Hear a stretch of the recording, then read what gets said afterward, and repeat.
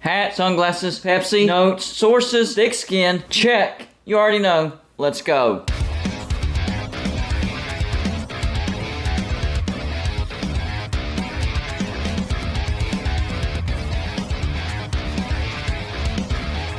Welcome to Golden Blue today, everybody. This is a college football channel. So if you like college football, hit the like and subscribe button. It's that simple. Also, send gear to represent your team and be a part of my background forever. All you have to do is send it to P.O. Box 360, Liberty, South Carolina 29657. Still in the car line. Yes, that's right. The kids are back in school. I have a busy week. You're going to see some car videos this week. It is what it is. Some of these are good, some of them not so good.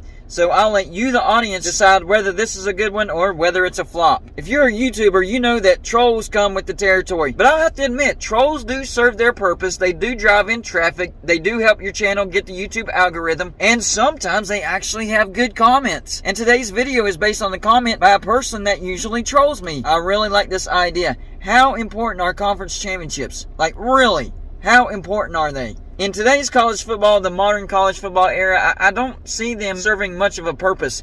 You can crown a conference champion based on the regular season. Or if you want to do like basketball does and run a tournament, that way you have a regular season winner and a tournament winner. You could do it that way. But otherwise, I don't think this really serves a purpose. So we're going to talk about all 5 conference championships and how they really don't look like they're serving a purpose this year. The first one is the SEC. The SEC has a 3-loss LSU playing an undefeated Georgia in the SEC Conference Championship. Listen, the problem is LSU was overhyped for so long. People forgot that they lost to Florida State. Basically a home game.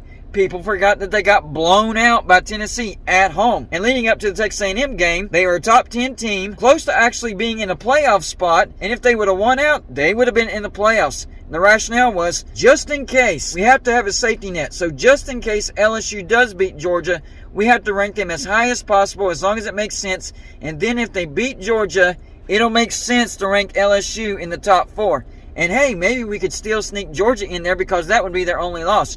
Problem is, now LSU has lost to Texas A&M, and you have a 3-loss SEC West champ because they hold the tiebreaker over Alabama because both LSU and Alabama only have 2 conference losses, even though LSU has 3 overall losses. So voila, we have a 3-loss LSU in the SEC Championship. What happens if they beat Georgia now? They better not put them in the playoffs. That would be absolutely ridiculous. And that just actually proves my point. If LSU does beat Georgia, nothing happens for them as far as getting to the playoffs. Had they beat Texas A&M, they wouldn't have gotten to the playoffs, even though I would have strongly disagreed with that. 2-loss champion make the playoffs. Give me a break. That's ridiculous. And I do think that Georgia is a lock for the playoffs. So whether they win or whether they lose, they're a lock for the playoffs.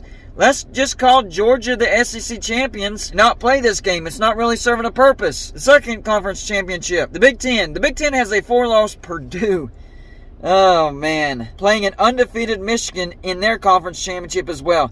This is basically the same thing as the SEC. If Purdue wins the Big Ten championship, no, they are not going to the playoffs.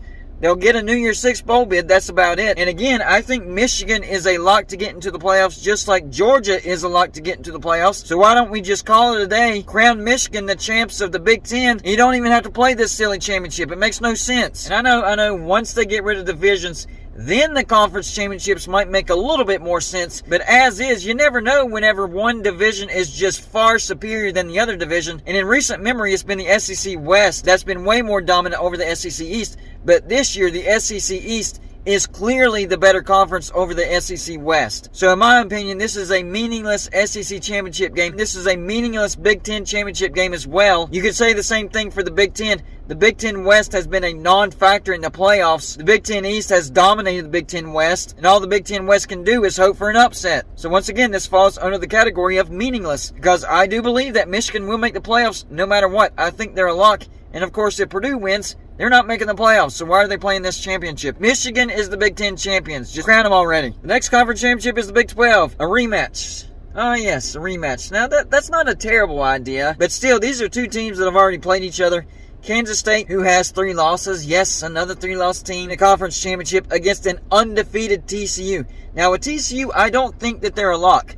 I think that they can still get in with 1 loss, but I don't think they're a lock if they lose this game. I think if they win this game, they're a lock. But if they lose, there is a strong possibility that they could be left out of the playoffs. Kansas State has already gotten beaten by TCU. So what is this going to prove? That TCU has to beat Kansas State twice, who now has 3 losses, and upsets do happen. If Kansas State beats TCU, they're not getting into the playoffs. So it seems like that this conference championship is defeating its own purpose as well. Next conference championship, the Pac-12 Conference Championship, also a rematch between Utah. Once again, a 3-loss team playing against USC, who has 1 loss. Now, that 1 loss was against Utah, but it was a road game, and it was only by 1 point. So this could serve as a revenge game, but other than that, if Utah wins, they're not getting into the playoffs. Now, if USC loses, they will probably be knocked out of the playoffs, unless some crazy chaos happens. But I would say just crown USC already. I know they do have 1 loss, and I know it's to Utah, but Utah has 3 losses, and there's a possibility that USC could lose this game.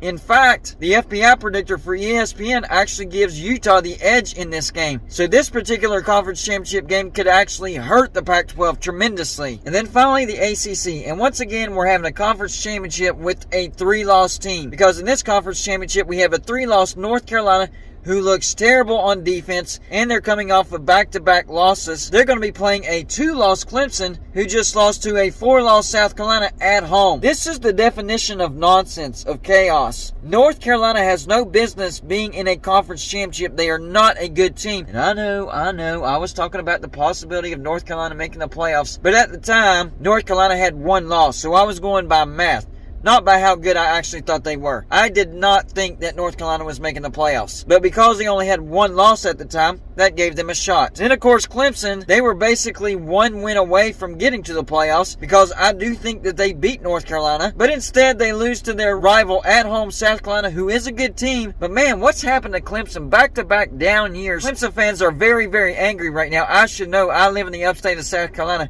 I am seeing their full wrath right now. They are not happy at all. No, they're not talking about firing Dabo Swinney. They're just very upset right now. But count your blessings, Clemson. About a decade ago, a bad season was not getting to a bowl. Now a bad season is still a 10-win season, so count your blessings. It could be worse. West Virginia's 5-7 right now. Here's my idea for conference championships. And of course, they're already doing one thing that I've suggested for forever, and that's doing away with divisions. That will help a lot. Number 1, if there's a bigger gap than a 1-game lead, don't play it. Don't have these matchups of a 3-loss team versus an undefeated team, or a 4-loss team versus an undefeated team, or a 4-loss team versus a 1-loss team, or a 3-loss team versus an undefeated team. You know, stuff like that.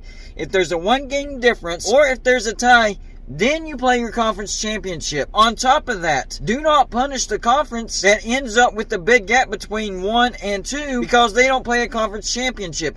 Oh, that other conference, they played an extra game, the conference championship, so that's more valuable. No, actually, they had to play that extra game because it was too close to call. If you can name a conference champion before a conference championship, then don't play the conference championship. That is my idea. Y'all let me know in the comments section. Number 1, do you think conference championships are meaningless in college football? Number 2, do you think they'll be more important once conference divisions are done away with and the playoffs are expanded and automatic bids go to the Power 5 champs and the highest ranked Group of 5 champ? That's all I got for this show. Like and subscribe if you haven't already, and I'll see you on my next show.